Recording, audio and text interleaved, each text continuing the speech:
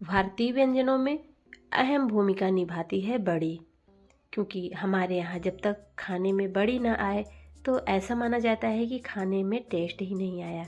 Welcome back to my channel cooking with अनुभव।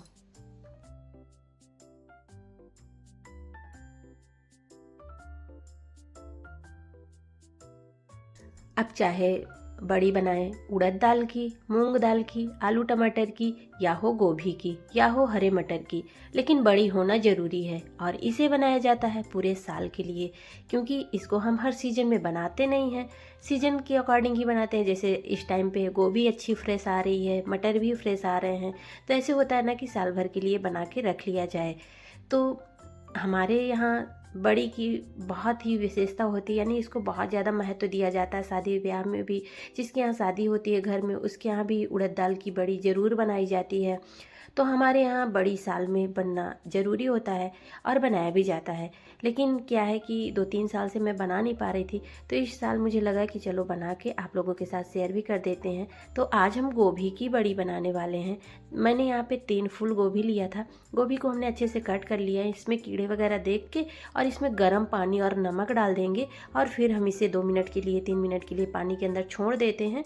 वापस इसे निकालने के बाद हम इसे थोड़ा सा पंखे की हवा में रख देंगे, ये सूख जाते हैं।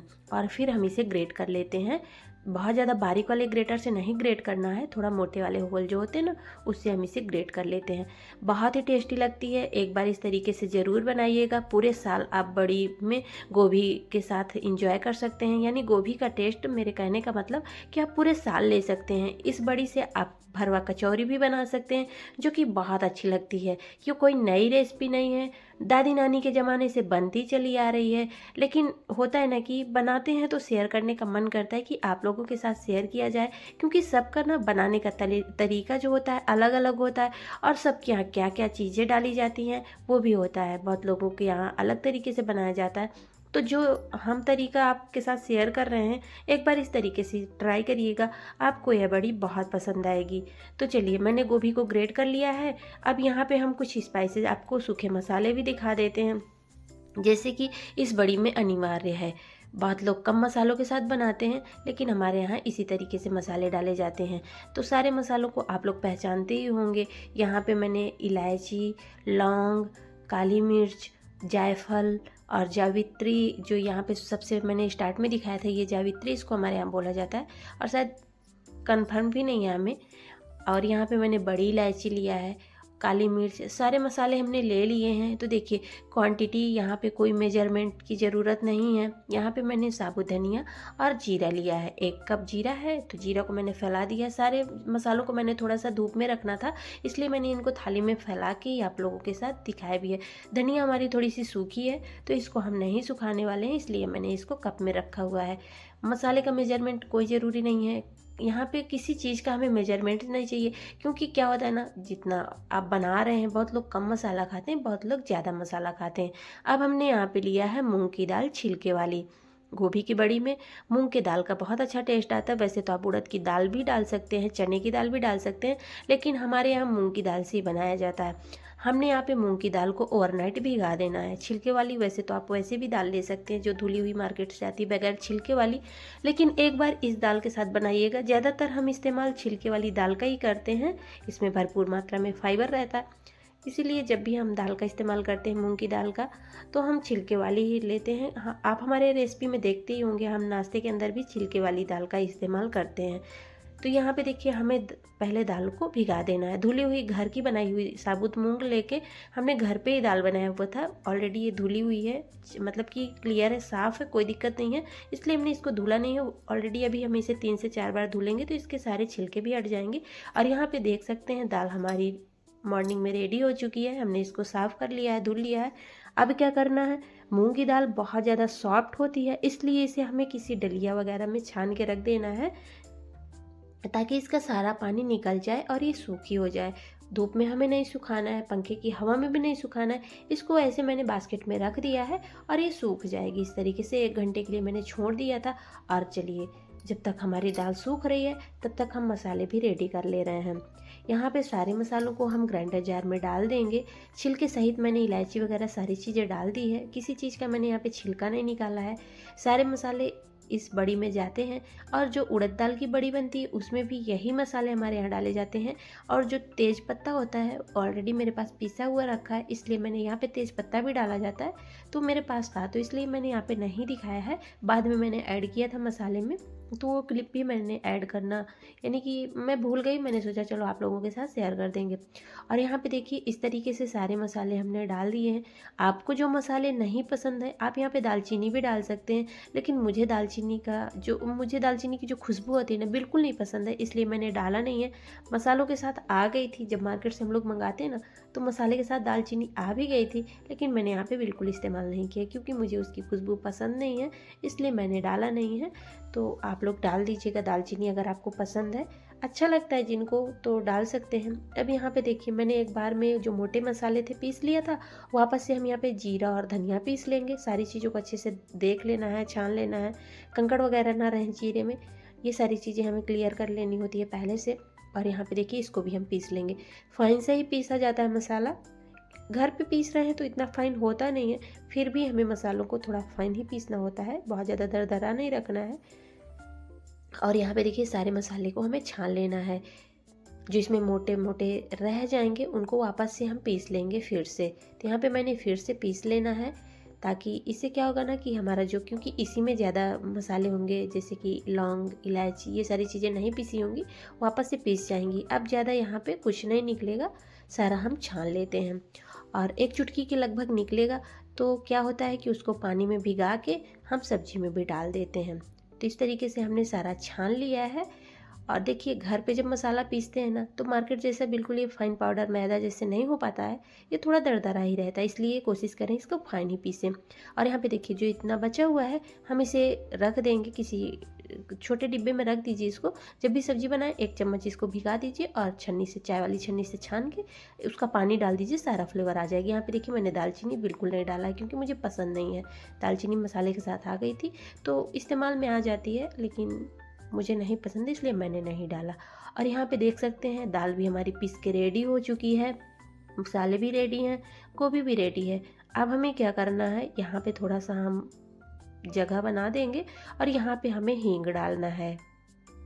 यहाँ पे देख सकते हैं दाल को हमें बहुत ज़्यादा फाइन पेस्ट नहीं करना होता है। देखिए कितना हमने बिल्कुल पानी नहीं डाला है, सूखा ही दाल पीसा है, फिर भी देखिए कितना मतलब कि लूज है, इसलिए इसमें पानी बिल्कुल नहीं डालना है, पहले से छान के रख देना है। अब यहाँ पे क्या करना है, हमें हींग डालना है दाल के अंदर। यहाँ पे देखिए मैंने थोड़ा सा बचाया हुआ था, नहीं पूरा ही हींग डाल दिया हुआ था।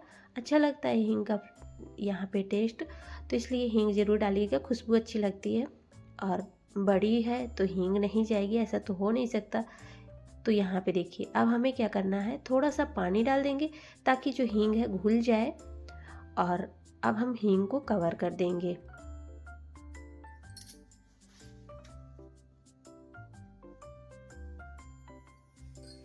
अब इस तरीके से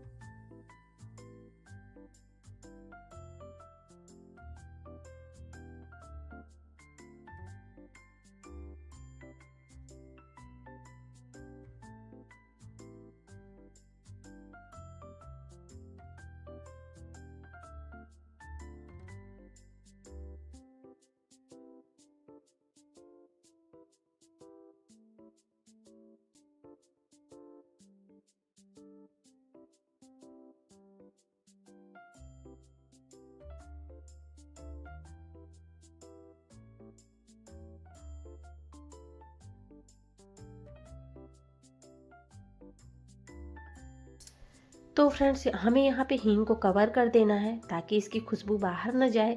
और अब हमें क्या करना है, इसको पूरी रात रख देना है बैटर को।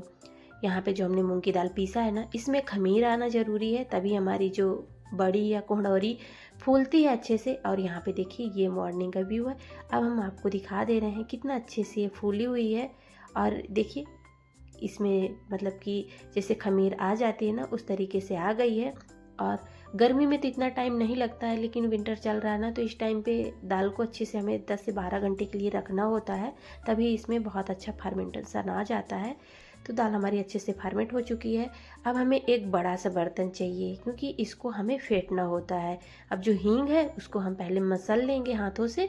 और ये देखिए, अब हमें क्या करना है, दाल को अच्छे से फेंटना है 5 मिनट तक। पानी वगैरह कुछ नहीं डालना है, इसे अच्छे से फेंटना होता है।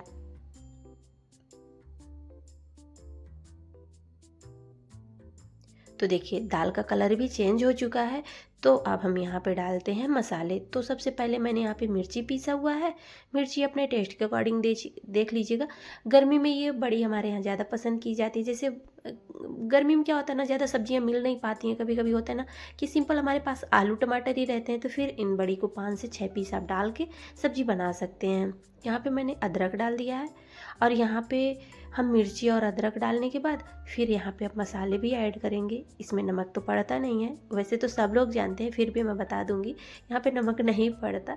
और यहाँ पे देखिए अब हम डाल देंगे जो गोभी ग्रेट करके रखे हुए थे, उनको भी डाल देते हैं। बहुत लोग गोभी को टुकड़े में कट करके डालते हैं, लेकिन इस तरीके से ग्रेट करके डालने से ना उसमें मिल जाती है और गोभी अच्छे से सूख जाती है। अब यहाँ पे जो हमने मसाला रेडी किया हुआ था, तो हम ये भी बता देंगे कि मसाला हमने पूरा नहीं डाला था, क्योंकि अभी हमें उड़द दाल की भी बड़ी बनानी है, तो यही मसाला उसमें भी काम देता है। इसलिए हमने आधा ही मसाला डाला है, क्योंकि फिर बहुत ज़्यादा हो जाएगा। और ये बड़ी मूंग की दाल की और जो गोभी की बनाई जाती है ना, इसमें बहुत ज़्यादा मसाले नहीं जाते हैं। फिर भी मैंने आधा मसाला डाल दिया है और आधा मैंने उड़द दाल की बड़ी के लिए रख दिया है। तो इसमें जो पेठा कद्दू आता है ना, वो नहीं डाला जाता। और हमारे यहाँ इसमें गोभी टमाटर यही सारी चीज़ें डाली जाती ना। और जो उड़द दाल की बड़ी बनती ना, उसमें फिर क्या होता है कि पेठा कद्दू डाला जाता है। उसकी भी रेसिपी हम आप लोगों के साथ शेयर करेंगे। तो यहाँ पे देखिए अच्छे से मसल लेना है।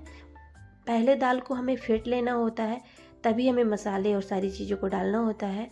क्योंकि जब हम पहले से फेंटे नहीं रहेंगे फिर वो दाल अच्छे से फेंट नहीं पाती है। और जब तक दाल अच्छे से हल्की नहीं पड़ेगी तो फिर हमारी बड़ी फूलती नहीं है।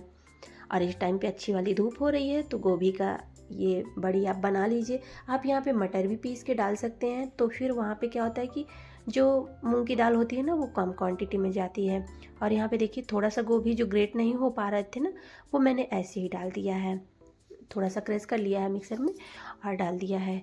तो फ्रेंड्स, यहाँ तक आने के बाद अगर आपको रेसिपी थोड़ी सी भी अच्छी लग रही है तो वीडियो को लाइक कर दीजिएगा, चैनल को सब्सक्राइब भी कर लीजिएगा।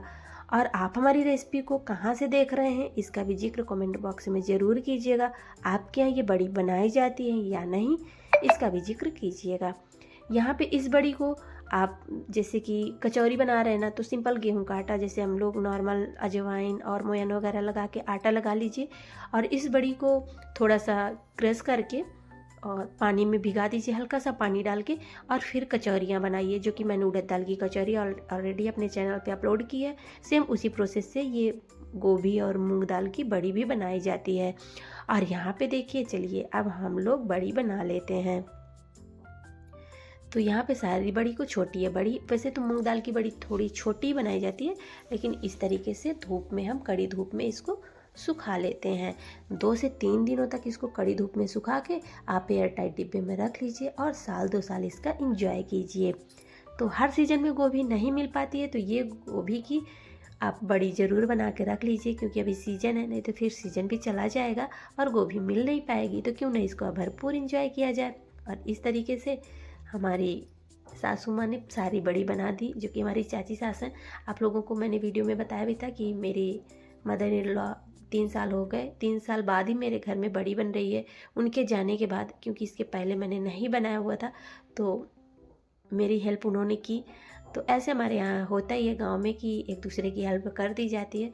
तो उन्होंने ही बनाया है, मैंने और सारे प्रोसेस मैंने ही किए थे, और बनाने का काम उन्होंने किया था। दाल को फेंटना, हल्का करना, ये सारी चीज़ें हमारे जो बुजुर्ग होते हैं, हमसे बड़े होते हैं, उनको ज़्यादा अच्छे से आता है। हमको तो उतना अच्छे से आता नहीं है, हम लोग करना ही नहीं चाहते हैं। जब तक वो लोग रहते हैं ना, करते हैं, तो फिर हम लोग थोड़ा आलस खा जाते हैं। और ये हमने सारी बड़ी बना ली। इतनी बड़ी हम थोड़ा सा डिब्बे में, छोटे डिब्बे में रख लेंगे किचन में, और जब खाने का मन करता है तो फिर इसको बनाते हैं। और इस बड़ी को ज़रूर बनाइएगा, आपको ये रेसिपी बहुत पसंद आएगी जब आप इसको बनाएंगे। आपने अपना बेहद कीमती टाइम दिया, इसके लिए आप सबका तहे दिल से धन्यवाद। बनाइए, खाइए, एंजॉय करिए, अपनी सेहत का ध्यान दीजिए। Thanks for watching all friends, and जय माता दी दोस्तों।